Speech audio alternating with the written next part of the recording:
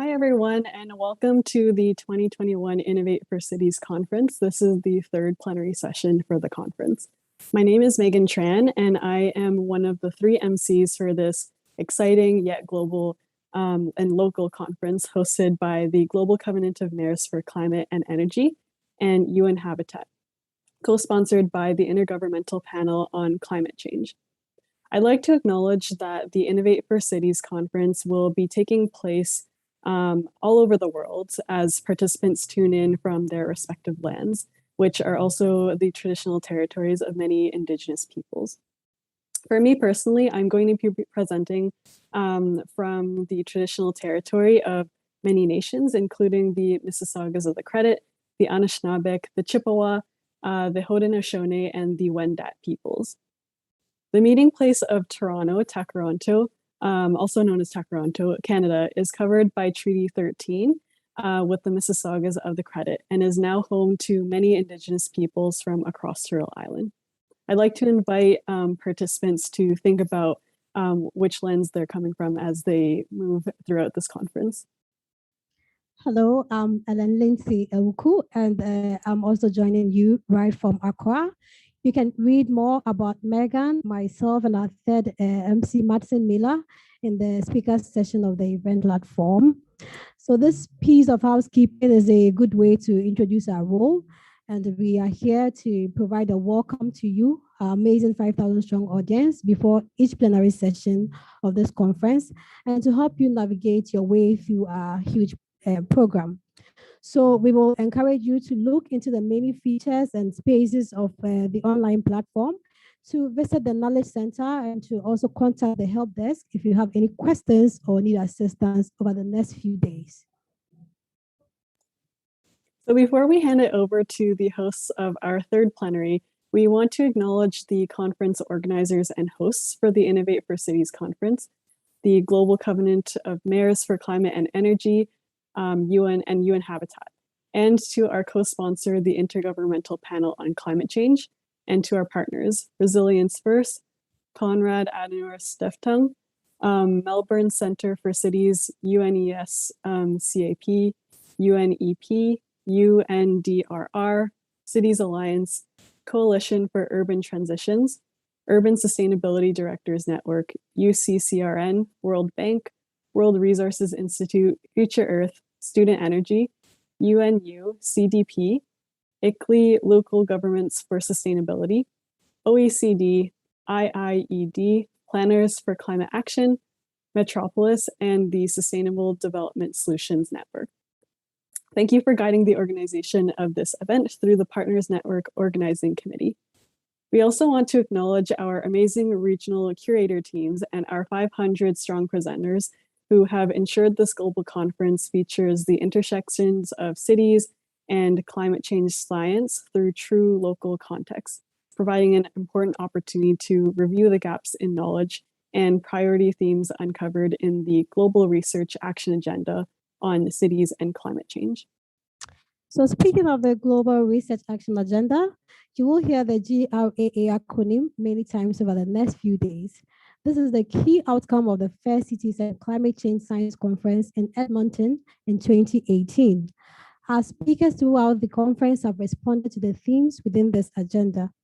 And our Science and Innovation Steering Committee, who have overseen the conference objectives and proceedings, along with our writing and rapporteur teams, will, as many of them did in Edmonton, review and update the GRAA as a key output of this conference.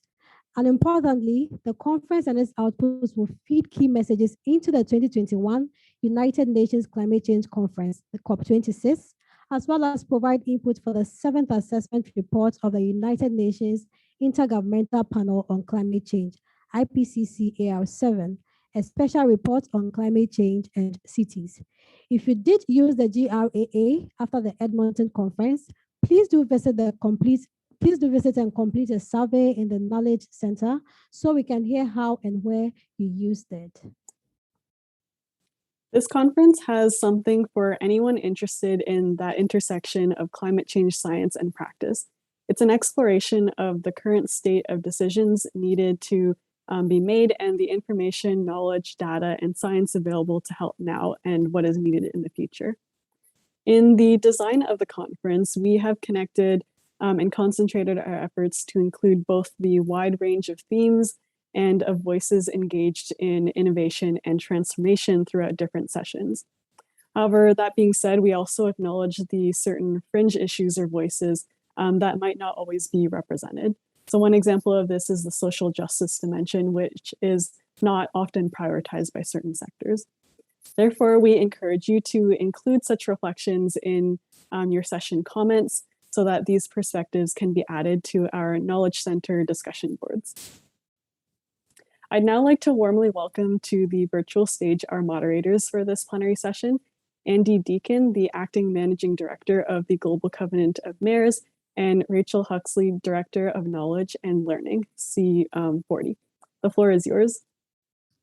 Thanks so much, Megan and Ellen, for that fantastic introduction. Well, it's my absolute pleasure to co-moderate with Andy today and welcome everyone to this session. As we're all well aware, we're facing the dual crises of climate and COVID, and cities are really on the front line of both. But cities also offer enormous potential in tackling climate change and in driving a post-COVID recovery. And we know that cities can deliver solutions. But what is required to unlock this potential at the speed and scale needed to halve emissions this decade? And how can we ensure that climate action supports the post-COVID recovery and vice versa, that the post-COVID recovery is green? So these are big challenges and big opportunities. And it's great to have such a fantastic panel today to explore this issue and to think about how science, how policy action, how entrepreneurship, and bottom-up action from cities can enable the reduction of GHG emissions, improved resilience, and a post-COVID recovery.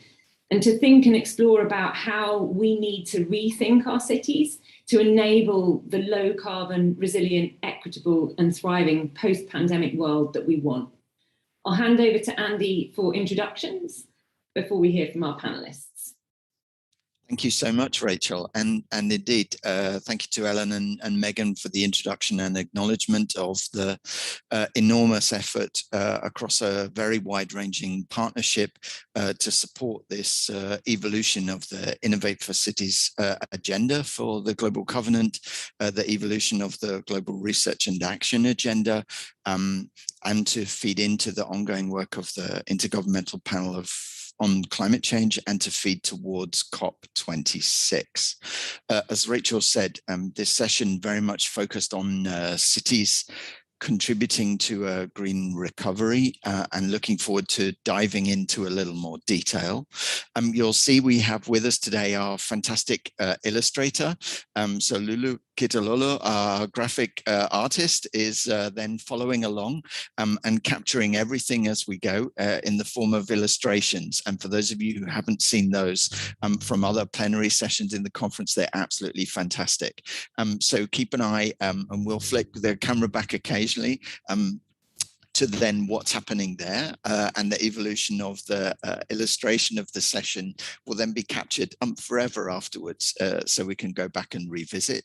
And also those of you who are following on social media, please continue to engage via the hashtag Innovate4Cities, number 4, not letters spelt out, so Innovate4Cities, and looking forward to continued engagement through social media as well. If you're following online, either on the Zoom or via the web platform, there is an opportunity to make comments and pose questions. Please do that, and we'll relay as many of those to our speakers as possible.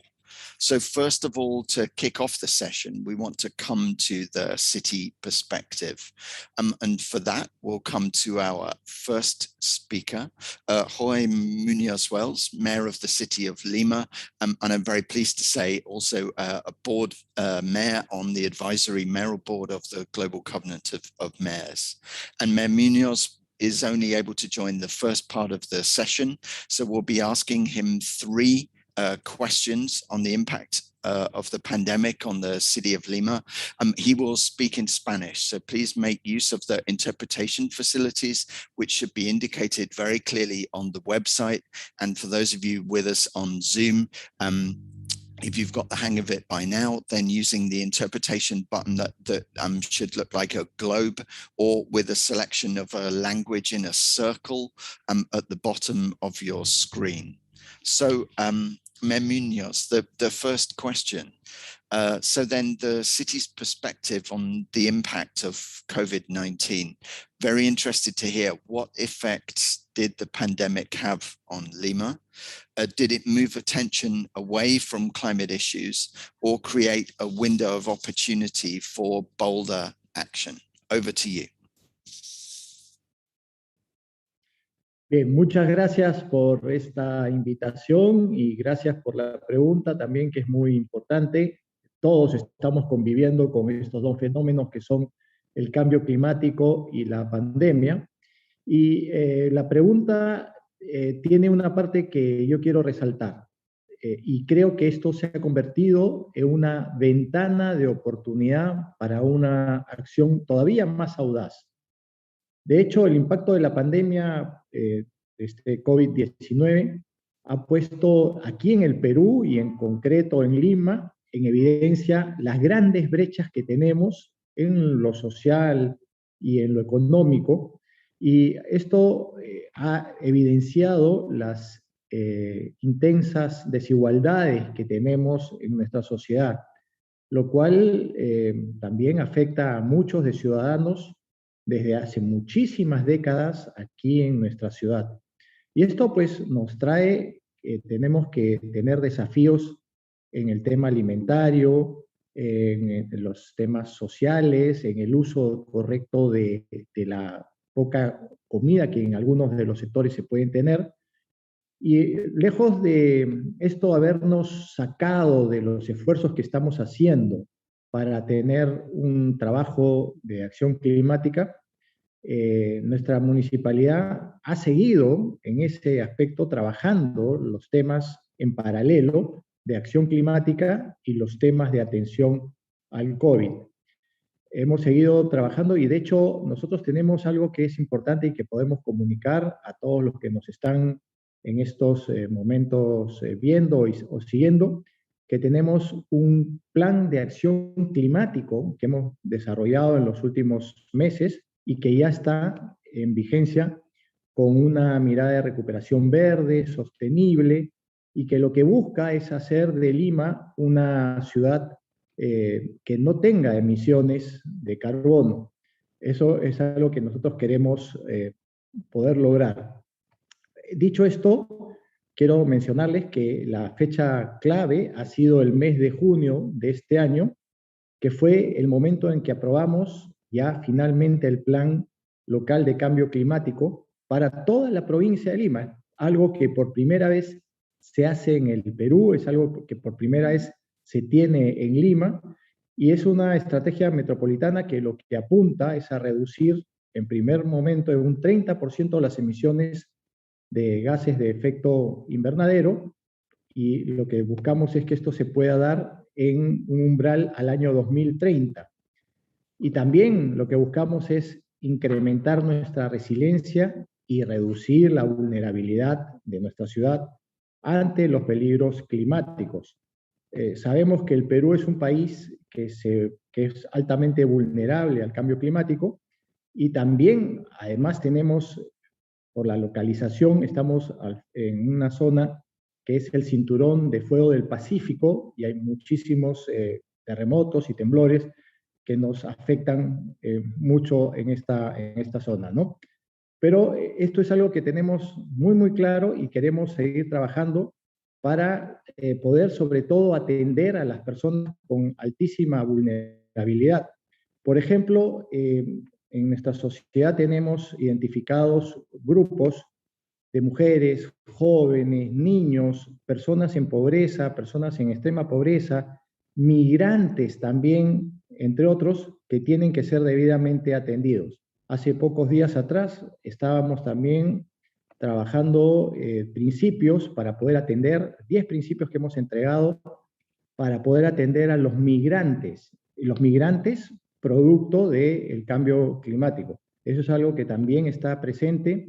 Y para terminar de redondear la pregunta, a pesar de que el COVID-19 nos ha puesto nuevas tareas, no hemos dejado de mirar, no hemos dejado de trabajar las tareas que tenemos para enfrentar el cambio climático en Lima y desde Lima para poder también contribuir a tener una mejor respuesta de país. Eso sería en cuanto a la pregunta que me han hecho, y es lo que quería compartir con ustedes. Thank you so much. I'm very clear on both cutting emissions and on addressing vulnerability and hazards in that response. To come to the second question, what actions have been implemented in the city of Lima to respond to the economic and social challenges of COVID-19 from the perspective of a green recovery, then also incorporating social innovations? Sí, nosotros hemos hecho o implementado varios programas. Sabiendo que el Perú está pasando por sus 200 años de vida independiente, es decir, estamos celebrando nuestro bicentenario patrio, sacamos un programa, o pusimos en boga un programa que se llama Limeños al Bicentenario. Hace alusión a los 200 años de independencia nacional, y lo que buscamos con este programa Limeños al Bicentenario es recuperar espacios públicos que hoy están degradados, que están mal utilizados o que están invadidos, y lo que se busca finalmente es ponerlos al servicio de los ciudadanos empleando metodología de inclusividad, urbanismo táctico y de economía circular. Hasta la fecha hemos podido recuperar 11 espacios diversos y hemos tenido un impacto en 68.000 ciudadanos. Con eso estamos contribuyendo a 5 de los objetivos de desarrollo sostenible, como son el hambre cero, salud y bienestar, ciudades y comunidades sostenibles, producción y consumo responsable y, sobre todo, la generación de alianzas, que es el objetivo de desarrollo sostenible número 17, que es tan importante para fortalecer los trabajos que se hacen. Pero adicionalmente, el Perú, como ustedes pueden saber, es un país en desarrollo, es un país que tiene muchas diferencias y que tiene también muchas necesidades. Y en Lima, nuestra capital, tenemos también esas necesidades. Por ejemplo, ¿qué hemos desarrollado adicionalmente a Limeños al Bicentenario para recuperar espacios públicos? Hemos fortalecido espacios donde la gente se congrega para poder tener ollas comunes, es decir, espacios de cocina común y poder compartir con las personas más vulnerables las necesidades de alimentación que se tienen en esos espacios y poder capacitarlos, fortalecerlos y darles sostenibilidad en el tiempo. Pero como muchos de estos espacios no tienen, por lo general, de dónde tomar los alimentos, hemos capacitado a los ciudadanos que están en torno a estos grupos con la posibilidad de hacer biohuertos, es decir, espacios donde puedan ellos mismos sembrar sus alimentos, después cosecharlos y después utilizarlos en la alimentación de muchas personas que tienen necesidad alimentaria. Hasta la fecha, hemos implementado más de 1.800 biohuertos en distintas comunidades, y también hemos hecho que hayan biohuertos comunitarios, no solamente de casas familiares, sino comunitarios, donde se les enseña a preparar composteras, a poder hacer la preparación de lo que es el sembrado de los alimentos y después la cosecha de los mismos, y ha traído muy buenos resultados en este grupo humano, que esto ayuda a poder también a tener la alimentación necesaria para estos espacios humanos. Con esto estamos contribuyendo también, así como hace un momento hablaba yo de algunos de los objetivos sostenibles, a 5 objetivos de desarrollo sostenible: hambre cero, agua limpia y saneamiento, ciudades y comunidades sostenibles, producción y consumo responsable, y lo que siempre voy a resaltar, las alianzas que se hacen para poder, digamos, fortalecernos. Pero adicionalmente a esto, sabiendo que tenemos una calidad de aire no necesariamente muy bueno en Lima, hemos también iniciado otro programa, un tercer programa que se llama Árboles para Lima. Ahí nos habíamos propuesto una meta de, al finalizar la gestión, poder tener 2 millones de árboles sembrados en todo Lima. Estamos todavía en un proceso de seguir trabajando y tenemos más de 500.000 plantaciones en distintos distritos de Lima, y queremos llegar a esta meta ambiciosa, por cierto, de 2 millones de árboles, pero hay que seguirle poniendo el esfuerzo del caso.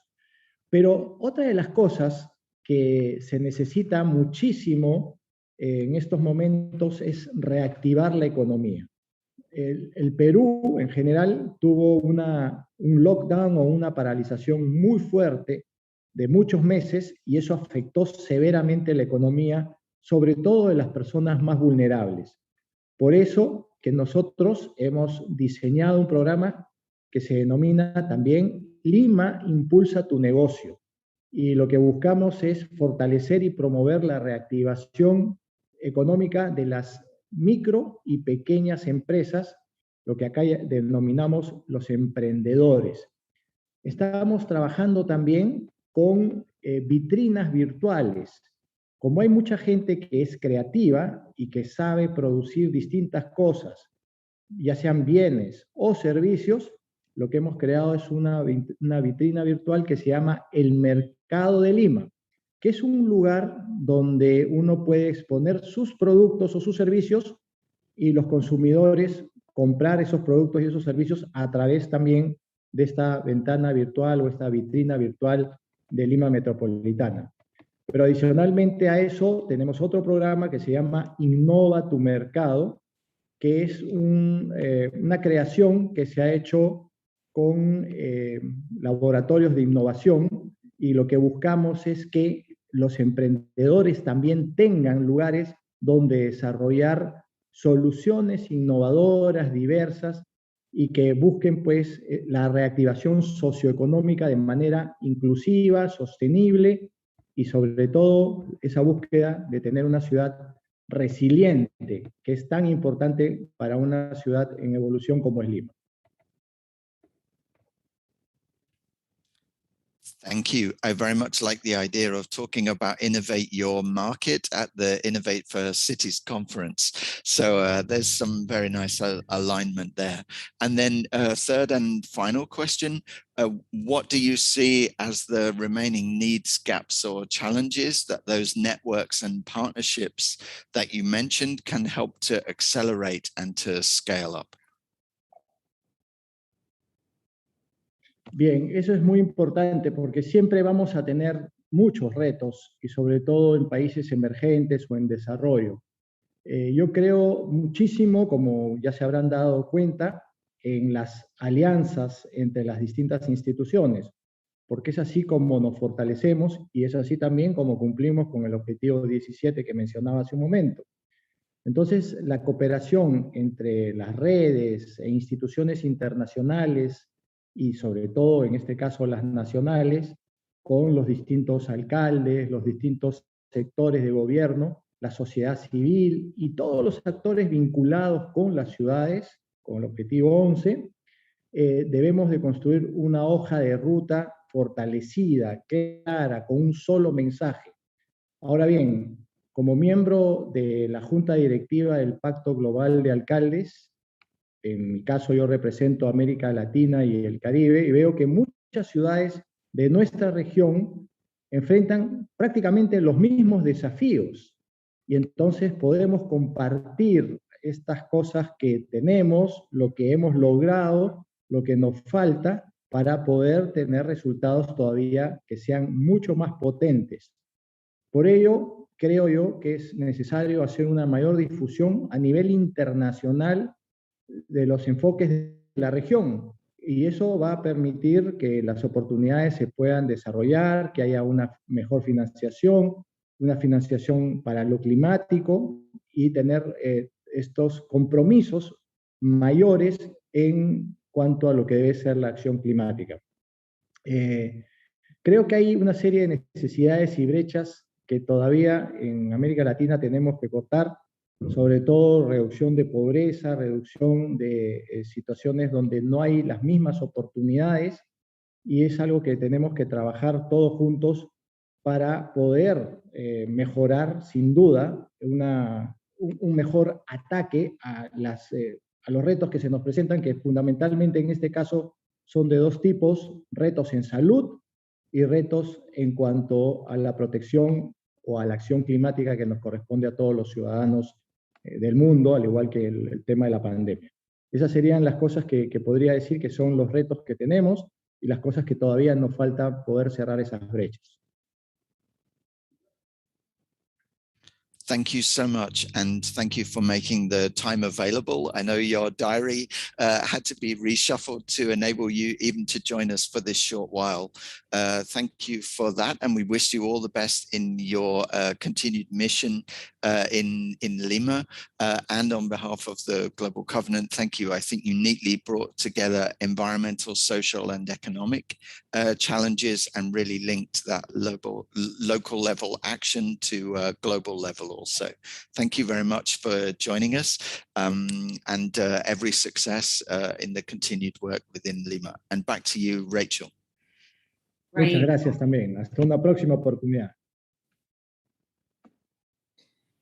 Muchísimas gracias. So yeah, it's my pleasure to introduce our next panelist, Paolo Bertoldi, who's Senior Expert on Sustainable Energy, Climate Change, Urban Mitigation Planning and Energy Efficiency for the European Commission. So Paolo, we know there's lots of work going on in the EU, and we're really keen to hear from you about that work and about how other regions can learn from and build on this. So over to you. Good morning, good afternoon. Thank you, Rachel and Andy, for the nice introduction, for the invitation to these very prestigious conferences. First of all, I have the pleasure to have been working with local climate action in the frame of the Covenant for 13 years, since the start in Europe. And now, as you know, I'm active in supporting the GCOM with my colleagues. We all recognize that local authorities are key to achieving climate neutrality, stabilizing the temperature. Sorry for this, I muted the telephone, but still. And in particular, I see a shift from action by the city, showing and leading by example, for example, refurbishing street lightings and their building, to now emphasis on citizen engagement and stakeholders. So now cities ask citizens to take their own responsibility. They help them, they show the case, but is really the transformation from let's say, a city which tried to reduce emission to a climate neutral cities we want to achieve, need really the cooperation of all the stakeholders in the cities. And this is citizen engagement is key, and we see a lot of science and research and innovation, social innovation, in trying to get them to understand the challenge and contribute. And with the contribution of everyone, is possible to achieve this climate neutrality. But it's a long way to go still for many cities in Europe. And at the same time, we should not forget adaptation, which is very pressing, in particular in some regions, in some local authorities, most probably in other areas far away from Europe is more pressing, but even in Europe, we've seen this summer a lot of unexpected flooding, again, forest fires, record hot temperatures in city centers, and citizens start to realize that something's wrong, that they expect the politicians and very high level and mayors to take action for them, and again is what is really matter for them. What is also important is to emphasize the role of. Hello? Yes. What is also important is to emphasize that cities are not alone, are part of a state, a region, and in Europe in particular, part of the European Union. And the European Union has adopted a very interesting, we say, challenging target from the short term 2030 to the long term 2050. And again, cities are invited to adopt themselves or go beyond this target. It means minus 55% in carbon reduction by 2030 and carbon neutrality by 2050. And we see already cities pledging to become carbon neutral by 2030, some of them, and 2040. So anticipating the EU development, very challenging and very important examples.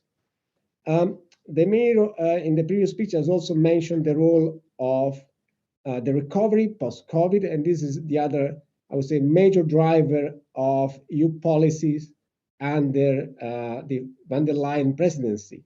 So on one side, the challenge of climate change. On the other side, the challenge of recovery for the economy and for the social and welfare of our citizens. So Next Generation EU is the big budget that is available, and countries have prepared national resilience and recovery plans, which should couple the green recovery with the economic recovery. And again, there's a large part of financing available for cities, so it's a big opportunity for them to use this funding to create locally green recovery schemes. And in fact, the recovery that cities can put in place is very much in line with EU priority. For example, the decarbonization of the EU economy goes very much in line with the renovation of existing building, and building are located in cities. So we see again a synergy between EU policy and local level policies. And this renovation wave that's been launched and the financing with the recovery should help cities to design local scheme for renovation of building, installation of renewables, but also amelioration of public space, planting of trees. Was also Mayor Munoz mentioned, including adaptation. So buildings that are not more efficient, save energy, but also are more resilient, are far away from flooding zones or from forest fires, and can better behave during heat wave. Finally, another interesting initiative by the EU, directly from our president, that can be very important for cities, the new Bauhaus initiative, whereby buildings should become sustainable, have an aesthetic values, building on a strong heritage we have in Europe from historical building, historical city centers, cultural places, a different culture, different habit, but all very important from north to south, from east to west. And at the same time, not forgetting the social dimension, the fact that no one should be left behind in this transition toward climate neutrality, that we should take care of climate justice, making sure that vulnerable customers are also having a safe and a reliable place to live with all the service they need, and at the same time sustainable. So I think it's a good example of how from the EU level down to the city level, there is a cooperation, a sharing of very important issues and challenges, and the willingness to find solution at all level. And I would say for the first time now, all the EU policy documents recognize the key role of local authorities in achieving the EU goals. Thank you.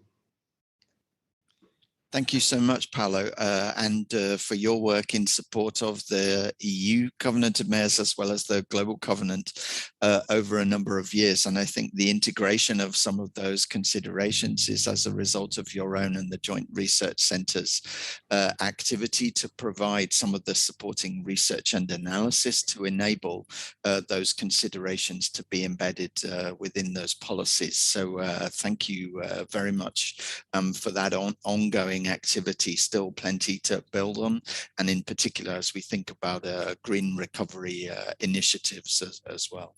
Thank you very much. Next, we're going to move on and we'll come to our next panelist, Dr. Aliou Salisu Barao, who is and has been an Intergovernmental Panel on Climate Change chapter author, a member of the Scientific Steering Committee that has helped to establish this conference and to set things up for this event, and is an expert on kind of interdisciplinary science and multidisciplinary approaches to the issues that we're then talking about today. And I wanted to kind of open the floor to you and just ask you to say a little bit about the way in which some of those interdisciplinary research interests have enabled consideration of not just traditional sustainability science, but also the incorporation of more novel aspects. Perhaps to get us started, maybe you could say a little bit about that and the way in which that has helped in addressing recovery from the COVID pandemic. Over to you.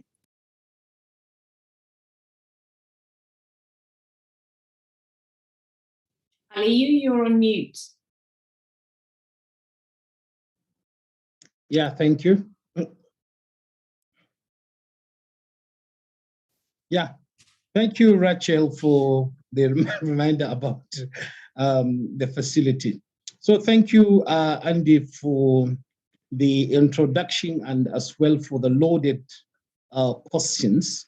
I'm glad to be with colleagues who are here. I think I'm very happy to join these conversations because this is something that we started since the Cities and Climate Change conference held in Edmonton in 2018. And like you rightly said, I was part of the team that crafted the GREA.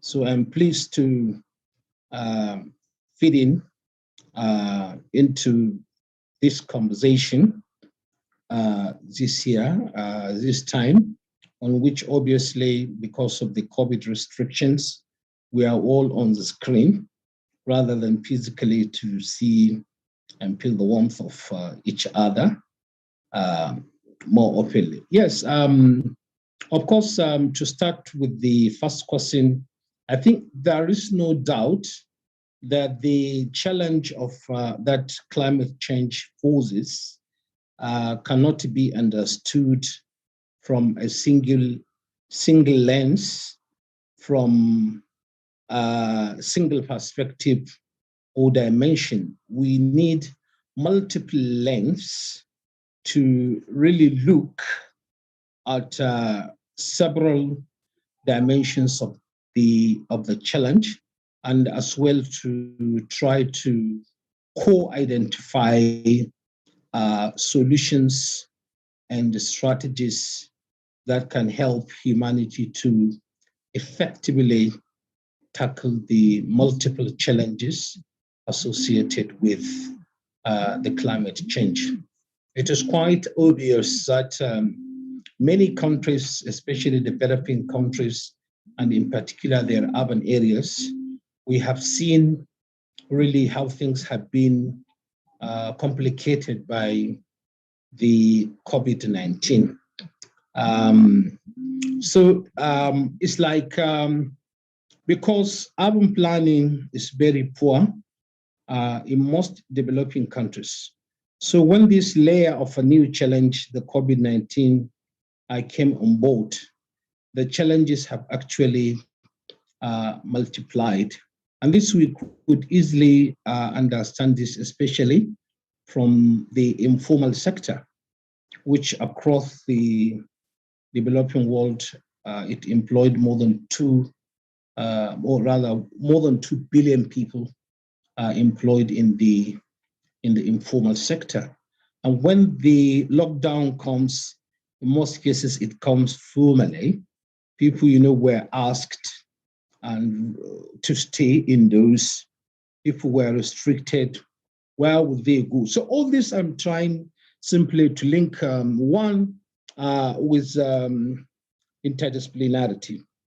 In other words, no single voice. And even when I talk about transdisciplinarity, I think I'm trying to figure out many things that we raised during the Edmonton conference. Essentially, in that conference, it was not only about people from different disciplines coming together. Rather, it also involved science community, practitioner community, and policy makers, including the fourth sector, the civil society. So it's something that is quite broad, more than the traditional ways of seeing transdisciplinarity, right? So fundamentally, again, if we go back to the challenges that COVID-19 poses for citizens of cities in particular, you see that in most developing countries, because of rapid urbanization, more people are now concentrated in urban areas. And then correspondingly, the cases of COVID-19 in most countries are more adverse in urban areas as well. So, you know,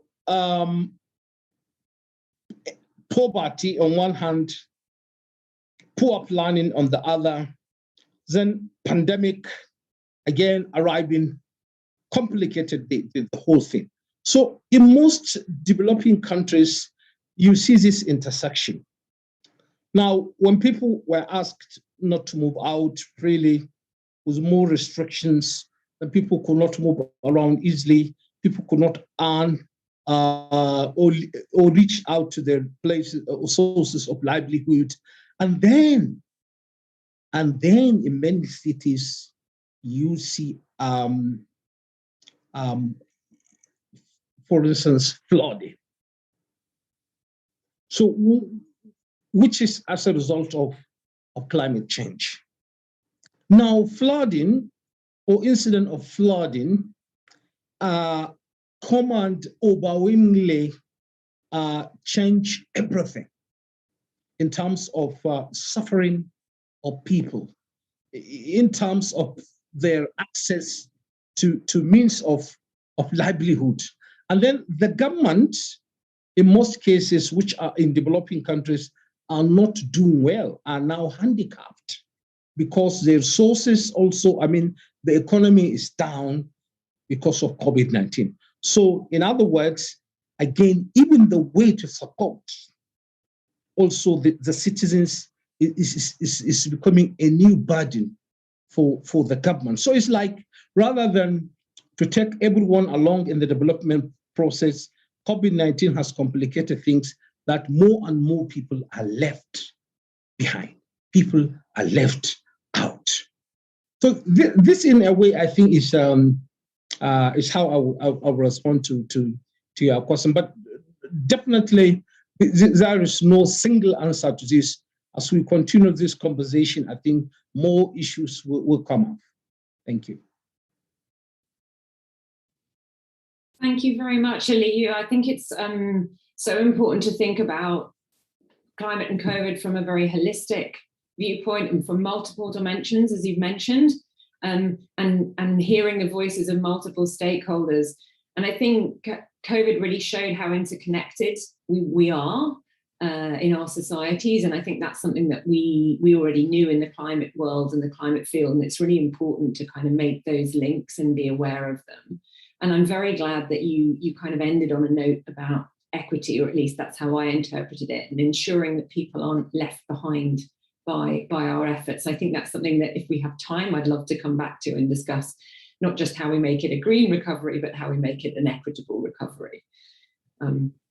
Fantastic. So thank you very much. It's a pleasure now to introduce and move on and hear from Dr. Brian Motherway, who's Head of Energy Efficiency at IEA. And Brian, I'm really looking forward to hearing about the recent work that IEA have done and been doing on energy efficiency, and I'll hand over to you. Thank you very much, Rachel. Thank you, Andy. Thank you, everybody. It's a pleasure to be here, and I'm very much enjoying the interventions of my colleagues and friends here on the call. So thank you for involving me today. And I'm going to share my screen, or at least try, and just show you a few slides to talk about some of the work we're doing recently. So Rachel, can you see my title slide there? Yeah, that's all coming through perfect. Thank you. You have to appreciate what a miracle it is that I can operate the IT successfully. It's only taken me 18 months of lockdown to be able to put a slide up. So thank you. And do please, colleagues, reach out to me on Twitter if you want to continue the conversation. But let me just say a few things. First of all, I want to talk about net zero, which in our parlance is getting carbon out of our energy system as quickly as possible. It's about making a clean and resilient energy system for the future. And I want to talk about cities at the center of that. But I have to start with this point.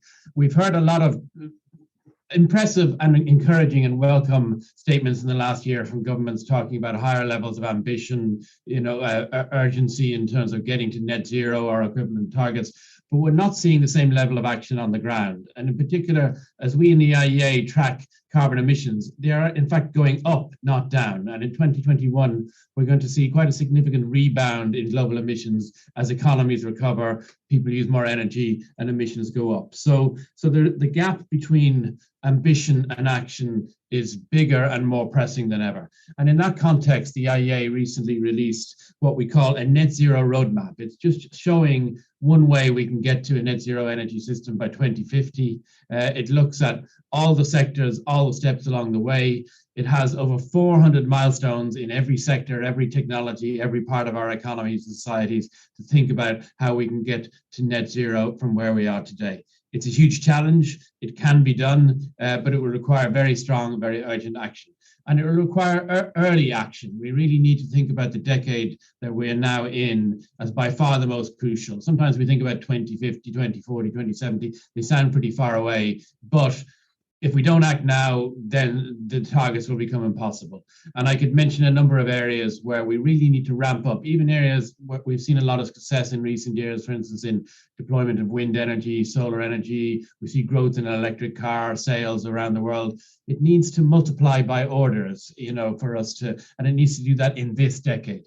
And of course, from an energy and efficiency point of view, we need to be essentially tripling recent rates of progress. Every year, the global economy gets a little bit more efficient, but we need to be doing it 3 times faster than we have been doing in the last few years.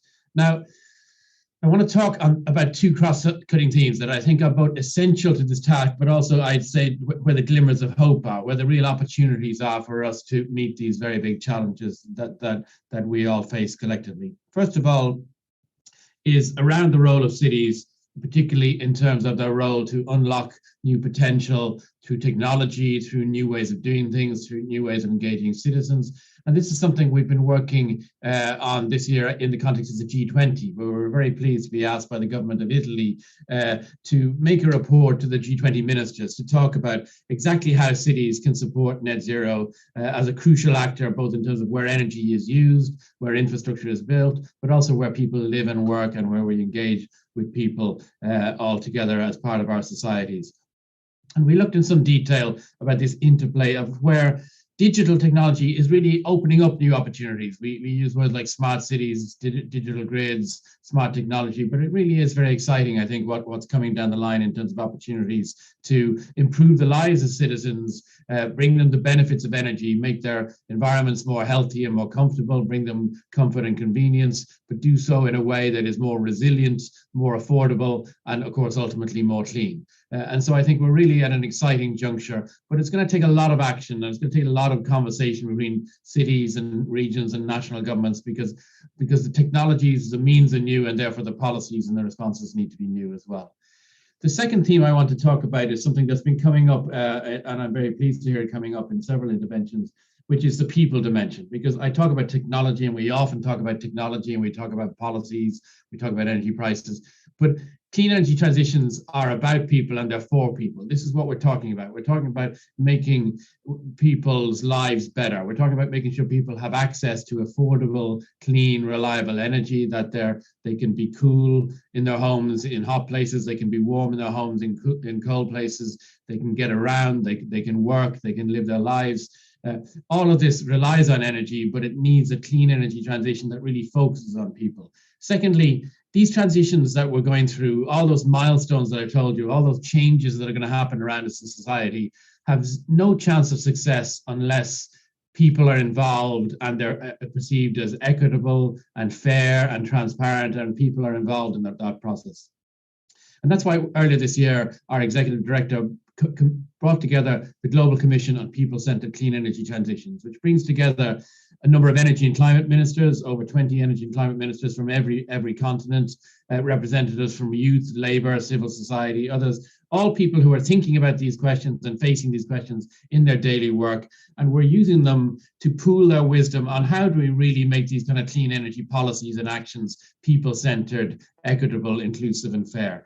And this commission is going to come out with a set of 12 very action-oriented, focused, tight recommendations in just 2 weeks' time that will look at questions about how to create jobs in clean energy, how to protect people who might lose their jobs, how to make policies fair and inclusive, how to put gender equity and social inclusion at the heart of these questions. And we'll support that with a very large data bank of examples of good practice from around the world. And we're really hoping to move this conversation on in the context of COP, of course, about how when we talk about clean energy, when we talk about net zero, that we're really keeping people at the heart of this. And for me, that's not only the reason we're doing it, but it's the absolute essence of whether we'll succeed or not. So Rachel and Andy, thank you very much. I look forward to continuing in this discussion. Thank you. Thank you, Brian. I can't decide if that's the most depressing graph of the week so far. The rebound effect is very much real. But as ever, fantastic insight and analysis from the IEA, and look forward to the continued work of the Commission and kind of continuing to build the understanding of the role of cities in that.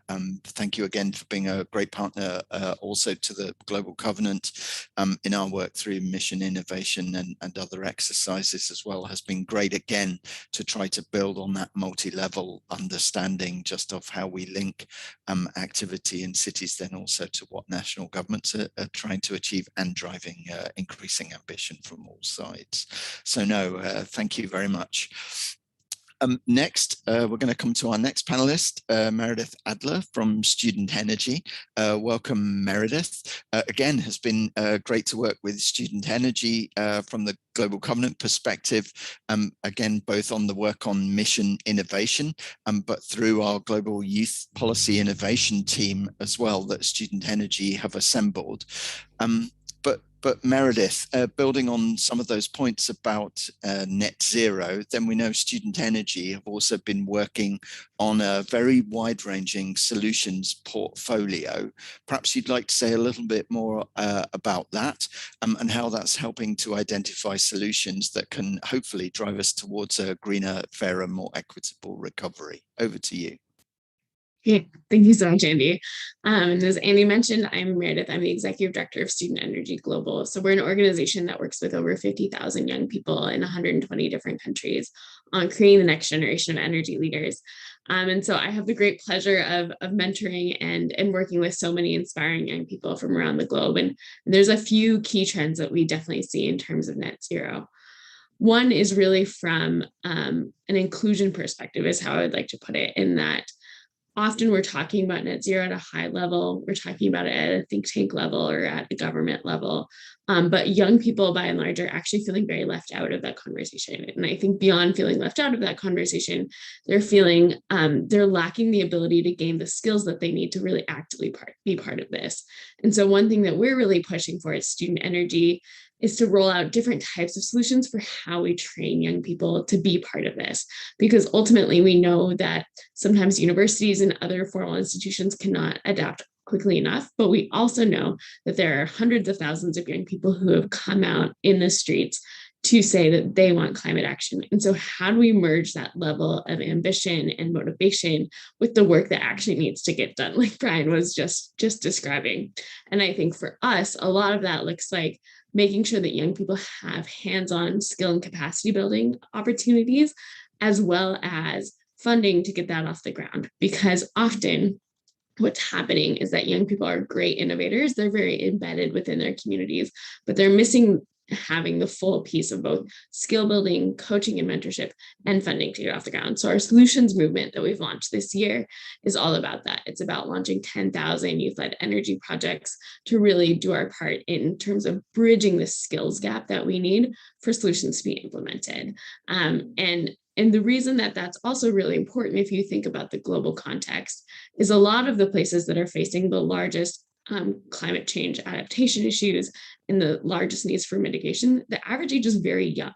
It's something close to about 25 years old. And so if you're not enabling people who are in their 20s to start to learn this skill set, we're just going to simply be on our back foot in terms of how do we make sure that we can deploy all these solutions that we know about. And so student energy is really, really focused on those deployment skills, on making sure that young people have systems level thinking, that they understand how cities really work, that they can connect the dots from a knowledge perspective, but then also that they're really able to implement, that they know how to make a plan, they know how to drive a project forward, they know how to include their community. And we see awesome results from that. We see that young people naturally gravitate towards more equitable solutions. Within our network, we have over kind of 50% young women, over 70% people of color. This is not the typical representation of the climate or energy space. And we have a real opportunity to grow those people up to be the energy leaders that we know that we need, and the cities leaders that we know that we need. And so those are two key considerations, is really to think about not just what are the plans and where are the goalposts. I think organizations like the IEA have done a great job setting the goalposts, and the IPCC has also done a great job with that. And so now it's about, okay, how do we make sure that we have the people who can actually, carry the ball across the finish line? Sorry, my American roots are coming out here. But that's what we're really thinking about. And furthermore, I think one thing I'd love to highlight is that Student Energy has actually been working over the course of the last 2 years on our first Global Youth Energy Outlook. So this is a report that has surveyed and worked with more than 42,000 young people globally on what it is that they want from the energy transition and how they want to be implementing solutions with governments, with companies and organizations. As Andy mentioned, GCOM has been a great partner on it. And so we've had a whole focus on cities as well. But I think this is going to be a really foundational report that we'll be launching in just a few weeks around really bridging that gap between young people and other institutions. And this is kind of the final point that I would like to make, is that within the youth climate space, often, we're hearing the statement of, young people are so inspiring, they're so motivated, they've got this. But what I want to make really clear is that that's actually not entirely the case. Young people do not have kind of the power or the funds or the networks that are needed to solve these challenges on their own. But there's an amazing opportunity for institutions and organizations that want to solve these challenges to really partner with young people, harness that motivation, and make sure that you're doing your part to build up the next generation so that they understand the problems, they understand what you know, so that the next generation is not starting from scratch, but really able to build upon the platform of the great work that has been done and be the people who drive forward this next decade. And make sure that we've put in place what we need to make the solutions happen. So that's what we're really working on right now at Student Energy. Fantastic. Thanks so much, Meredith. It's incredible to hear about all of that work, and the solutions movement and the 10,000 youth-led energy project sounds like a really ambitious and fantastic initiative. And it's also great to hear you, as well as others, mention equity and how important that is, and how important it is to make sure that we're inclusive in terms of how we approach the transition that's needed. So yeah, thanks so much, and looking forward to that report with the views. And I think one of the other things that really resonated with me that you finished by saying is that young people can't do all of this alone. Yes, they're a huge source of inspiration, a huge source of potential, but they can't do it alone. And I think that's something we often say about cities, is that cities are leaders, there's huge potential, there's an enormous amount that cities are already doing, but it's no single actor that's going to solve this. And we really need to kind of collaborate to realize the full potential that's required and generate the full capacity that's required to do this. So thank you very much. Okay, so now it's my pleasure to introduce our final panelist, Carla Barroso Carneiro, who's head of international advisory of the Ministry of Regional Development in Brazil. And Carla, as we've discussed a number of times in the first couple of days of this conference, there's a clear need to provide adequate funding to enable cities in developing countries, especially, to make the transition towards the green economy. So it would be really great to hear from you your thoughts on how organizations like UN Habitat and the Global Covenant of Mayors can help with capacity building for cities to access international green and concessional funds, and also to hear about the work that you're doing in Brazil to support this, because I know there's some amazing work happening. So Carla, over to you. Thank you so much, Rachel. So good morning, good afternoon, good evening to all. I would like to thank the organizers for having invited me to bring the perspective of Brazil and of cities in developing countries to this crucial discussion on how cities can be part of the global effort to fight climate change. I congratulate UN Habitat, the Global Covenant of Mayors for Climate and Energy, and the IPCC for bringing together so many different perspectives of this agenda, just a month away from COP26. I would also like to thank my colleagues in Nairobi, Ambassador Silvio Albuquerque and Secretary Patrick Luna, for having helped in our participation in this event, as well as for being such an inspiration for my work. Last, but in no way least, I would also like to thank the team members of the International Office of the Ministry for Regional Development of Brazil, particularly Leandro Cardoso, Marina Romão, and Ian Seixas. First, some numbers. Cities are huge energy consumers. Almost 2/3 of the energy in the world is used in cities. 70% of CO2 global emissions come from cities. In 2050, 2/3 of the population in the world will live in cities. Those are just some of the numbers that turn cities into crucial elements in any mitigation or adaptation strategy. UN Habitat is a key actor in bringing the urban dimension to the climate change agenda. Recently, the creation of UN Habitat Assembly, as well as the creation of the Executive Board, have prepared the agency to fully exert this role. Confident in the capabilities of UN Habitat to fill that role, Brazil has, in the Summit on Climate Action, joined the coalition Infrastructure, Cities, and Local Action. Brazil's participation was the embodiment of the acknowledgement that the urban perspective is central to build climate resilience of the urban poor so that we don't leave anyone behind, like Dr. Barau said.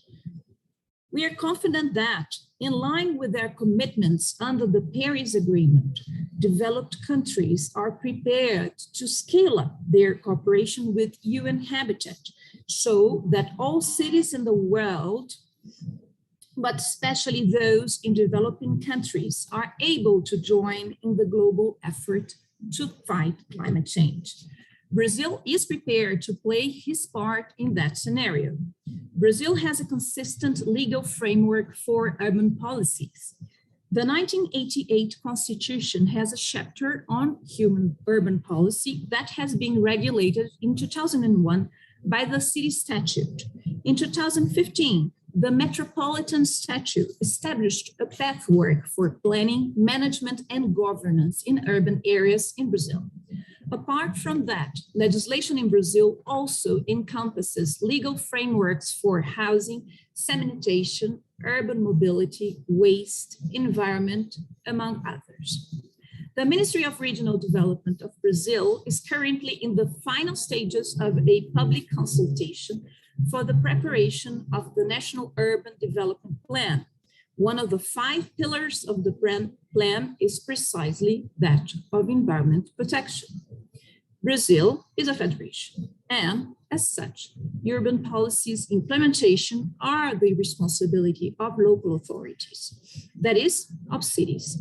In Brazil, municipalities, of which there are 5,570, are in charge of regulating land use. In 2018, only 51% of those municipalities had their specific executive plans, which are mandated for in the city statute, for any city that is over 20,000 people. States are responsible for establishing regional administration encompassing different municipalities, and the 3 levels of government, that is municipalities, states, and the federal government, share responsibilities as to environmental protection. The main goal of the National Urban Development Plan is to support local authorities in elaborating and implementing, when suitable and asked for, development plans suited to their realities. In Brazil, the National Policy for Climate Change and the National Policy of Adaptation are both being updated, and they both refer to cities as crucial elements in their strategy. Yet another innovative initiative is that of the Green Strategy for Development. I understand you have been talking about that, Rachel. So this is a federal program which is currently being implemented by the International Office of the Ministry for Regional Development.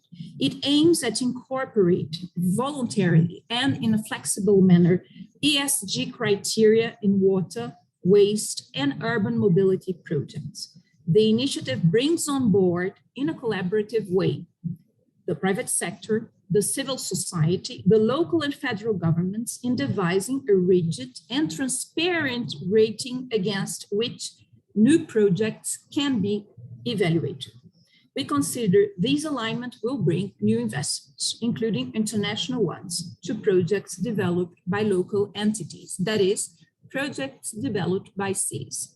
However, we do consider there is still a lot to be done.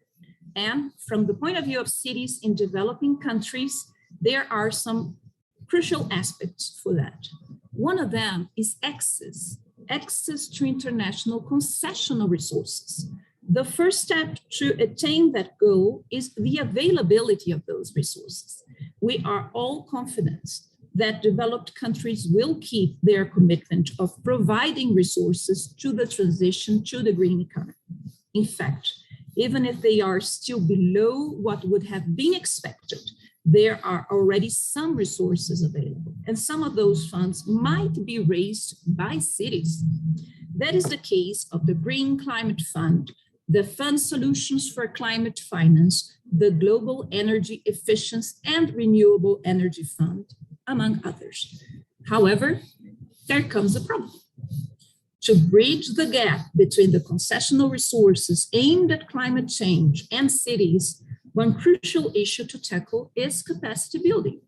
This is the second essential requisite for turning cities into instruments to fight climate change, capacity building. It is often the case that cities do not have human resources trained to build applications to those programs. After building the application, a process that may take up to a year, there is still the process of negotiation with the board of these funds. That is why we would suggest that the implementation pathway to emerge from this event considers the creation of capacity building initiatives for cities' civil servants. We consider that UN Habitat would be the ideal spot to implement, in partnership with philanthropies, but also critically the Global Covenant of Mayors, so that they can help those cities to access international concessional resources. And I'm getting to the end of that. Please hang on. We consider that UN Habitat would be the ideal spot to implement these initiatives. And why is that? Because effective implementation of national urban policy requires a sound monitoring and evaluation mechanism to take stock of what works, what does not work, where good practices already exist, and where improvement may be needed. Aware of that, less than a year ago, UN Habitat, the OECD, and the Cities Alliance jointly produced a second edition of the report, Global State of National Urban Policy.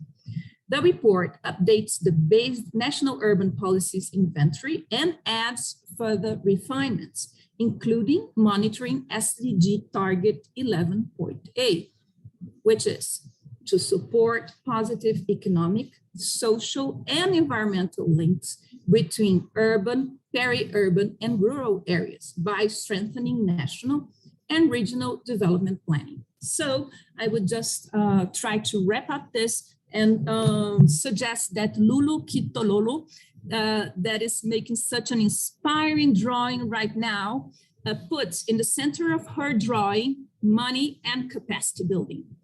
I understand that you put already money to the left, but Lulu, I think money should be in the center, and also capacity building. Those are the prerequisites for turning cities into tools to fight climate change. Thank you so much. Thank you so much, Ambassador. Great to hear those words, and very much recognize the need for some of that technical assistance and capacity building, which has really been at the heart of a lot of what the Global Covenant has been trying to achieve, and to support cities around the world in delivering. Can't promise that we have access to very large sources of money, but you'll know have been working also through our finance technical working group to introduce new sources of funding and finance, and working with colleagues from C40 on the City Finance Facility, on the GAP Fund, and with ICLE and others on new sources of funding. So recognize also the need to continue to make those new sources of funding available. Thank you really very much for the richness of detail that you are able to provide there. And again, showing how the local action is really linking to the global level also. So we have a few minutes for questions, and we have a couple ready. Would like to invite all of our panelists to come back very succinctly if you're able to, and then we may get a couple of questions in before the end of the session. And really, as Rachel picked up partway through, equity has been a key theme. How, or what are your reflections on how we can try to ensure that the recovery is both green and just? Would any of our panelists like to get us going in just coming in specifically on that aspect?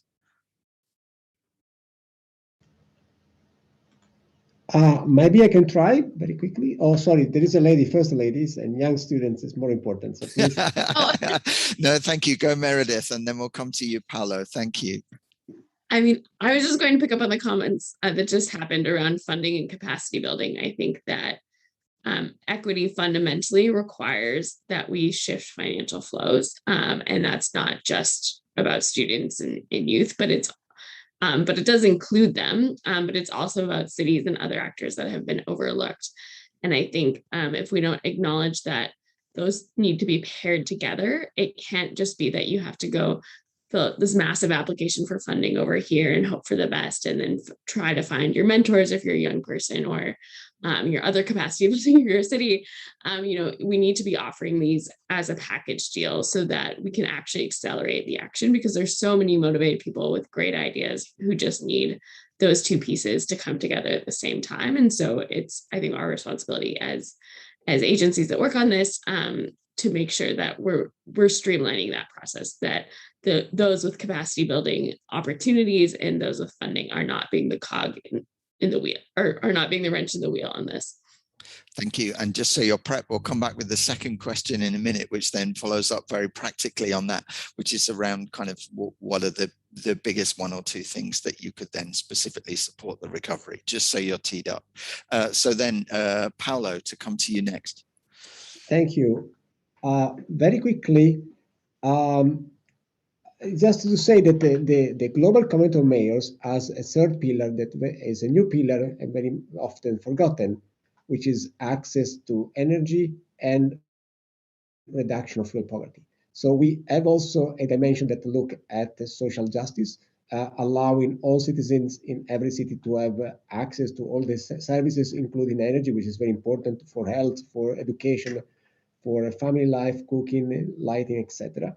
And in another country means reducing energy poverty, which is very much present still in Europe.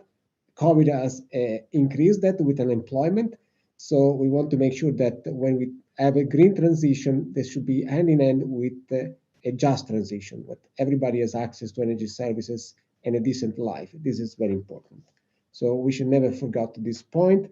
And NCT again have a strong role to play, because they can really identify vulnerable citizens, help them, provide incentive and support using, for example, your money that is usually coming to region and to national country, but is really could be delivered and better spent at the local level.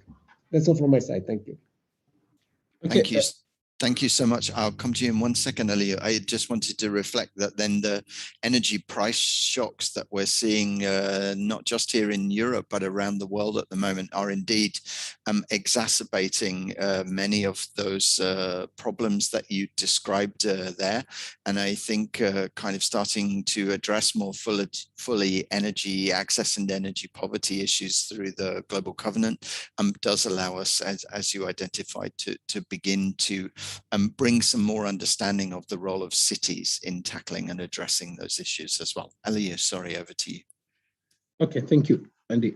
My thinking is, or question rather, is what kind of recovery are we expecting?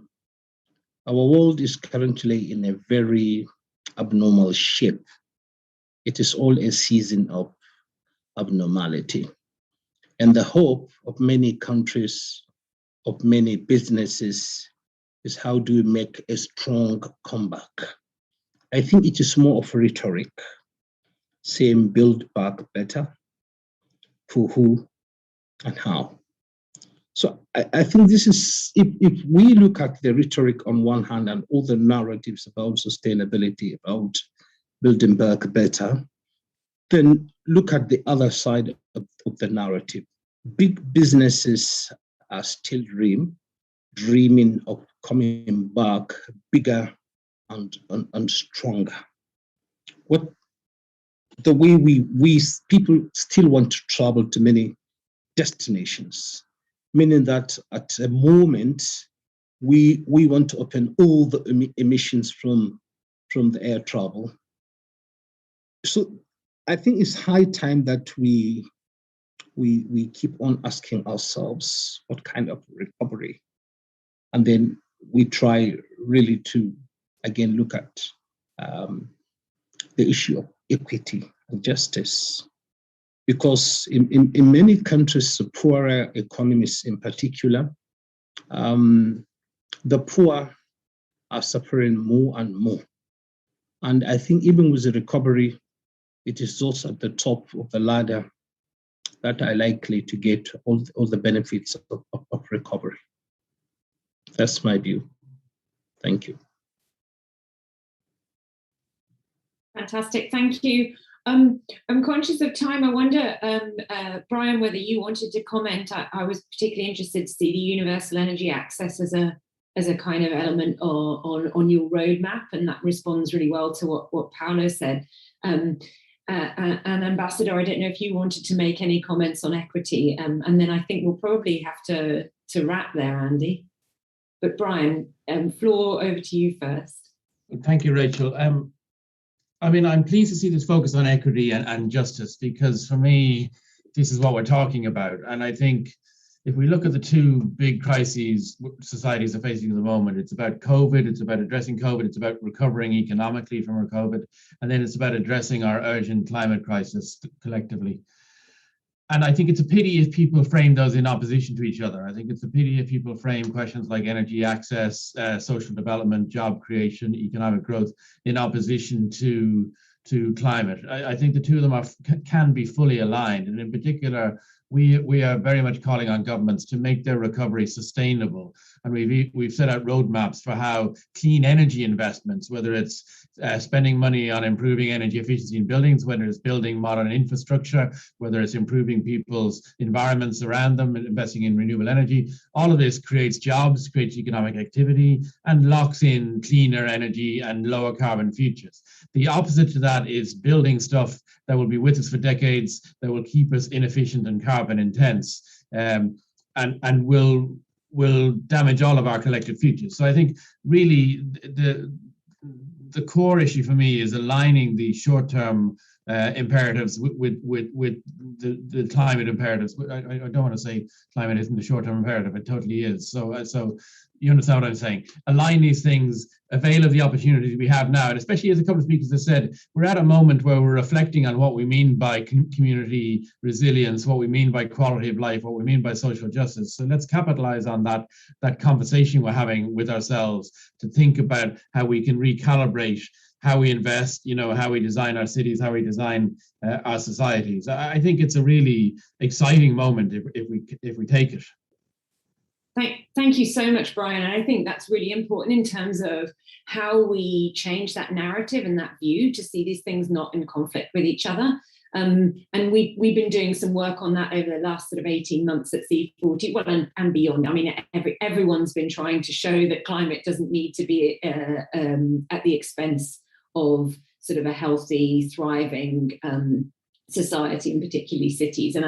And I believe there's some links to the work that C40's done that have just been posted in the chat for everyone. And I'd encourage people to look at the other work that's been mentioned today and the report on cities that Brian profiled. Carla, Ambassador, would you like to come in on equity? And then I've just been told we've got time for one final quick fire. But Ambassador, if you had any quick thoughts on equity, please do come in. Thank you so very much, Rachel. Don't worry, you can call me Carla. We're all friends. We're on the same fight. So on equity,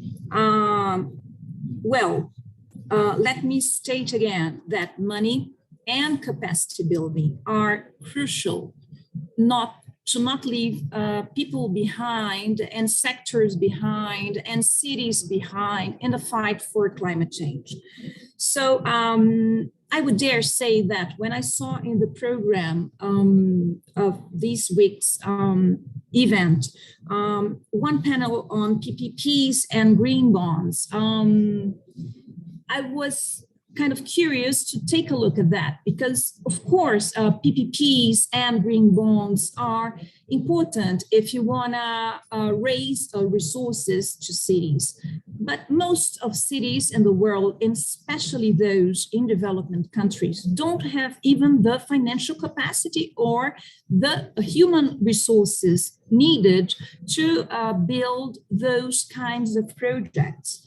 So I would dare say again that access to international concessional resources and capacity building to build applications for that are essential if you really want to turn cities into actors in fighting climate change. And Lulu, thank you so very much. She has drawn very creatively the centrality of capacity building and resources in that effort. Thank you so very much. Thank you very much, Ambassador. So we have just time for one final kind of thought, really, or sentence from all of our panelists. And I'm going to do that terribly annoying thing where I ask everyone to give the solution to everything just at the end. So from each of you, what would be the biggest single thing that you would like to see happen to support an urban, city-led, green and just recovery? And if I come to you in the order at which you spoke, so Paolo, what would be your first? And if we can keep it to absolutely a few words or a sentence. Okay, as co-chair of the Technical Working Group on Data, I can say access to data to enable city to take action. Brilliant, thank you so much. Now I've got to remember the order. Dr. Barrow, I leave you're next.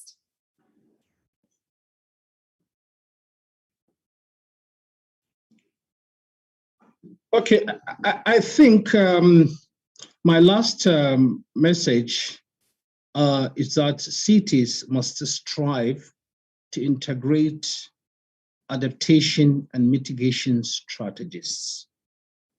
Thank you. I think that's an excellent point. I'm so glad you made it. And Brian. That's a model in succinctness that I can't hope to emulate. But I think for me, it is use this moment where we have these alignment of our imperatives around investing in infrastructure, investing in clean energy, align that with our climate goals, align that with their economic stimulus goals, and do it in a people-centered, inclusive way.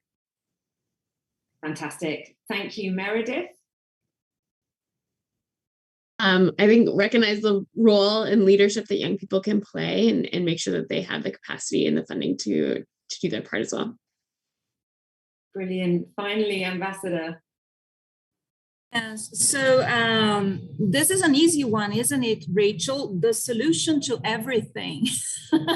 So I think the road ahead is a bumpy one, but those are exactly the conditions needed when we need to have innovations. So innovations are central if you want to really bridge the gap between cities and international concessional resources. Thank you so very much and have a good day, evening, afternoon. Wonderful. And what a great note to end us on in terms of necessity as the mother of invention and innovation. Fantastic. I'll just say a very quick thank you personally, and then I'll hand over to Andy for properly wrapping us up. And I was just going to hand us back to Megan and Ellen. Thank you very much for continuing to follow the session, and again for all the work you're doing in support of the plenaries, and another shout out for Lulu and the graphic artist work. It's looking amazing, and looking forward to taking a good look at how you've managed to capture all of that very rich discussion. Big thanks on behalf of to all of our panelists, to the graphic artists, to our MCs, and again, the team involved in putting together Innovate for Cities. Thank you for joining this plenary session, and back to you, Megan and Ellen. Thank you so much, Andy and Rachel, for moderating that session. Before we sign off, I just wanted to take it back to Lulu's amazing illustration, if the host can spotlight that quickly.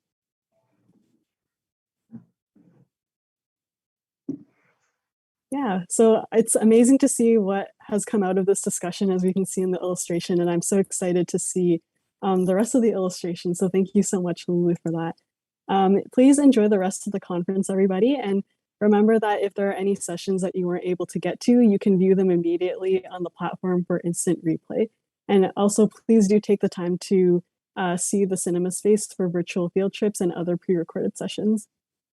Also, please also provide your one song to our conference Spotify list and your thoughts on the conference themes, missing voices, knowledge gaps in the surveys, and Padlet bots in the Knowledge Center. The next live session is not on, and you can view all of the sessions held today via instant replay. Head to the session you missed and hit play. Also, remember, if you have any technical questions, like I'm having technical issues with my lights right now, please just head to the help center. Thank you very much.